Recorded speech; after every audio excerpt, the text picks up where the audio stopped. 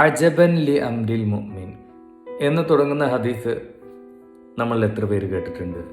സത്യവിശ്വാസിയുടെ കാര്യം അത്ഭുതം തന്നെ. എന്താ അങ്ങനെ അത്ഭുതമാവാനുള്ള കാരണം?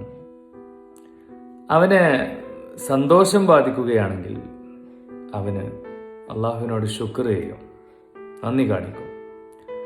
എന്നാൽ അവന് ലൊറ ആണ് ബാധിക്കുന്നതെന്ന് വെച്ചാലോ, അവന് കഷ്ടമാണ് ബാധിക്കുന്നതെന്ന് വെച്ചാലോ അവന് സ്വബർ ചെയ്യും, ക്ഷമിക്കും. അങ്ങനെ അതും അവന് ഗുണമായി വരും. ഈ വക്കാന ഖൈറൻ ലഹു എന്നുള്ളത് പരലോകത്തിലേക്കും കൂടെയാണ് വിരൽ ചൂണ്ടുന്നത്.